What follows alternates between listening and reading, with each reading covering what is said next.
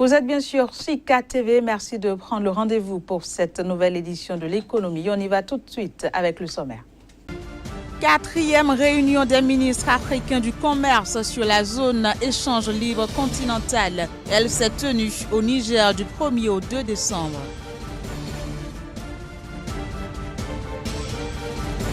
Nestlé se retire du marché en RD Congo. Le géant suisse de l'alimentation a annoncé la fermeture de son usine à Kinshasa.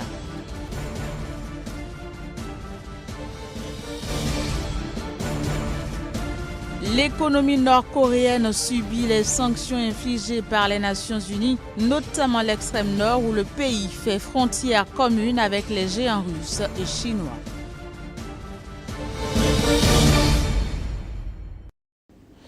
Niamey, la capitale nigérienne, a abrité du 1er au 2 décembre la 4e réunion des ministres africains du commerce sur la zone de libre-échange continentale. Un programme bien avancé malgré quelques difficultés. Faisons le point avec notre correspondant au Niger, Abdul Karim Mahamadou. Cette réunion de Niamey a eu comme objectif de valider et de parfaire les résultats des négociations et conclusions consensuelles auxquelles experts et ministres du commerce sont parvenus. Résultats qui seront présentés à la prochaine conférence des chefs d'État africains. Le président de la Commission de l'Union africaine, qui a salué les efforts accomplis dans le processus, a par ailleurs relevé que les résultats sont en deçà de leurs ambitions. D'après les statistiques disponibles, le commerce intra-africain s'élève à environ 16% des transactions commerciales totales de l'ensemble du continent. En comparaison, ce pourcentage se situe aux alentours de 70% pour l'Union européenne, 54% pour l'Amérique du Nord et 51% pour l'Asie. Or, l'évolution du monde et nos propres exigences de développement imposent d'accélérer les rythmes vers plus d'intégration.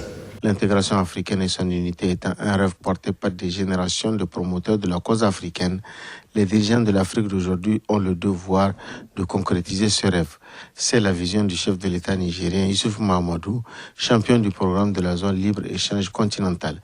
Il a invité acteurs étatiques et non étatiques à œuvrer pour l'atteinte des objectifs de la zone libre-échange continentale.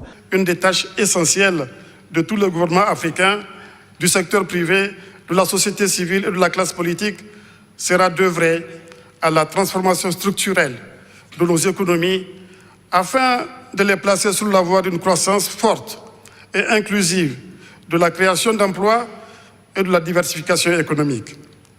La zone de libre-échange continentale induira une croissance forte de nos économies. Elle est la clé du succès qui évitera à l'Afrique de continuer d'avoir des économies exiguës. Conformément à la vision de l'agenda 2063 de l'Union africaine, les chefs d'État militent pour une Afrique intégrée et un marché commun. Au Cameroun, les artisans exposent leurs œuvres d'art à Douala et c'est au parcours Vita dans le 5e arrondissement de la capitale économique que près de 300 artisans exposent leur savoir-faire dans le cadre de la 6e édition du Salon régional de l'artisanat. Au parcours Vita de Douala se tient la 6e édition du Salon régional de l'artisanat de Douala. Sur une grande surface d'exposition, quelques 300 artisans professionnels émerveillent le public par la richesse de produits faits à la main. Des produits alimentaires, décoratifs, cosmétiques, diététiques, pharmaceutiques, des tissages, des métaux, des textiles, de la céramique et tant d'autres matériaux exposés dans des stands. Je vous présente ma robe qui est faite à base des matières de récupération. Donc les femmes ont l'habitude de jeter. Moi, j'ai récupéré pour confectionner une robe. Je fais dans le beurre de cacao, tel que vous voyez. Il y a qui combattent toutes les maladies cardiovasculaires, telles que tension, diabète, Vous avez aussi de la poudre qui réduit le taux de glycémie pour ceux qui souffrent de diabète. Et je représente les produits de la savane qui sont le miel, le caramel de sésame, l'huile de Nîmes et le moringa. Du point de vue commercial, beaucoup d'artisans ont profité de la grande audience des jours pour afficher les prix de leurs œuvres d'art. De même, une notice donnant des indications sur les produits à consommer est bien repérable dans le cadre de la protection du consommateur. Les prix varient d'une marchandise à l'autre. Notons que le Salon régional de l'artisanat de Douala est un événement qui sert de présélection pour un groupe de meilleurs artisans qui concourront au Salon international de l'artisanat du Cameroun qui se tient tous les 2 ans à Yaoundé, la capitale politique. Pendant ce temps, le géant suisse de l'alimentation Nestlé a annoncé la fermeture de son usine à Kinshasa, en République démocratique du Congo. Le pays représente un marché potentiel d'environ 80 millions d'habitants. Environ 120 personnes seront affectées par la fermeture de l'usine. En compensation, Nestlé propose à ses salariés un ensemble de mesures plus favorables que prévues par la législation du travail au plan local. Précisons que Nestlé est présent en République démocratique du Congo depuis 2009. Direction de l'Afrique, la République populaire démocratique de Corée, plus précisément à l'extrême nord. Dans cette région où le pays isolé fait frontière commune avec les géants russes et chinois, les sanctions infligées par les Nations Unies produisent leur effet. Le constat avec nos confrères de l'agence France Presse. C'est l'un des poumons économiques de la Corée du Nord. Rason, à quelques dizaines de kilomètres des frontières chinoises et russes à l'extrême nord du pays, est une zone économique spéciale. En clair, l'une des rares villes où les entreprises étrangères peuvent s'implanter. Elles s'y voient accorder des avantages fiscaux et administratifs. Mais sous la pression de la communauté internationale, l'activité ralentit, comme dans cette usine de ciment chinoise. Il y a beaucoup de choses qu'on ne peut plus importer de Chine à cause des sanctions des Nations Unies. Et au niveau des transferts de fonds dans un sens comme dans l'autre, on peut dire que ça s'est arrêté. Cette ville portuaire a accueilli dans le passé jusqu'à 5000 hommes d'affaires étrangers, dont 80% de Chinois. Mais alors que Pyongyang poursuit son programme nucléaire et que les sanctions pleuvent, ces businessmen quittent peu à peu Rason. Mais d'après la ligne officielle du parti, il n'y a pas de quoi s'inquiéter. Sous la direction du commandant suprême, nos bases économiques ont été solidement posées. Notre puissance nationale a été renforcée. De ce fait, notre peuple ne dépérira pas sous les sanctions. Les sanctions n'auront presque pas d'impact sur nous.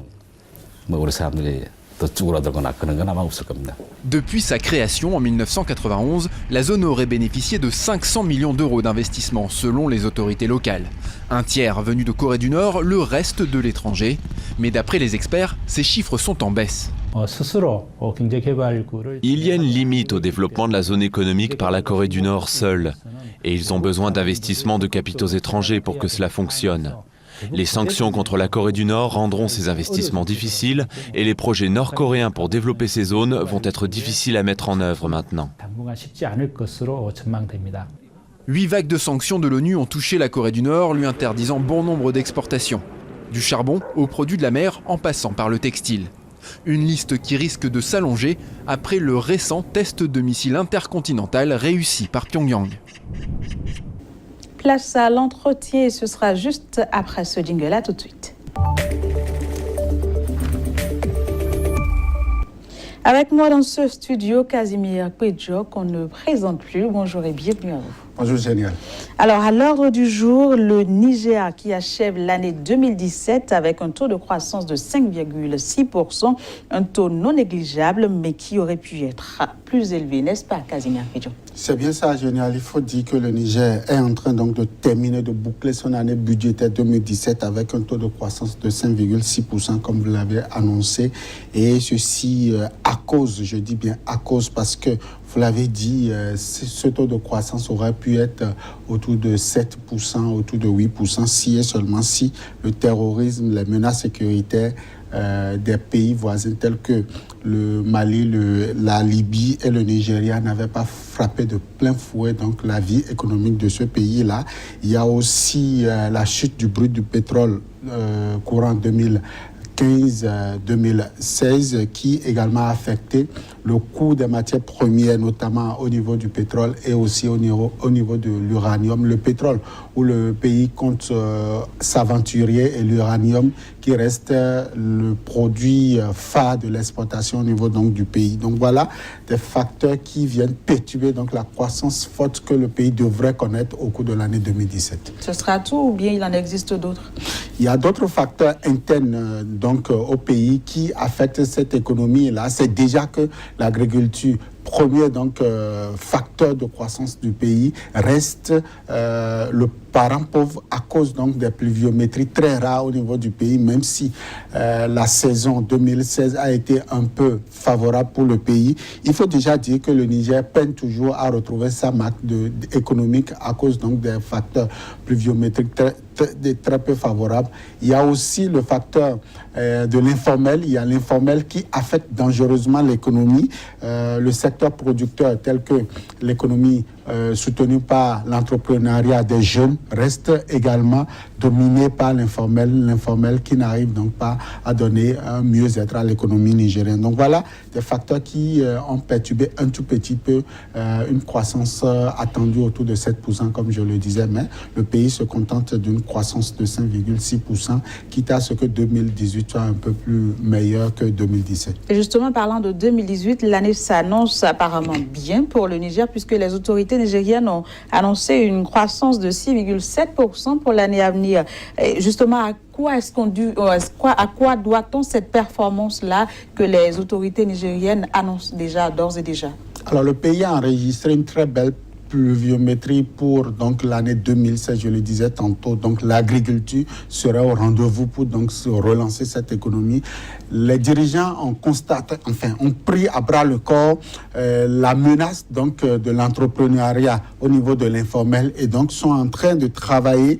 D'ailleurs, il y a le cadre stratégique national de promotion de l'entrepreneuriat du Niger qui est mis sur pied et qui est en train de faire son petit bonhomme de chemin qui pourra donc permettre au pays de mieux se porter. Enfin, il y a donc la reprise donc de l'économie à l'international grâce à la reprise des prix du pétrole qui a donc relancé la question de l'exportation du pétrole au niveau du pays et aussi de l'uranium qui donc ont permis au Niger de mieux se porter. En tout cas, pour 2018, comme vous l'avez dit, 6,7% sera donc une performance que le Niger pourra atteindre, quitte à ce que d'autres facteurs favorables donc à l'économie puissent être corrigés pour donc le moyen et le long terme. Alors voilà, merci beaucoup Casimir Pedjo pour toutes ces précisions que vous nous avez apportées sur ce plateau. Je vous donne rendez-vous pour très bientôt. Toujours avec le même plaisir. Chers amis téléspectateurs, vous l'avez compris, ce sera tout pour ce numéro de votre journal de l'économie sur SICA TV. On se dit à très bientôt.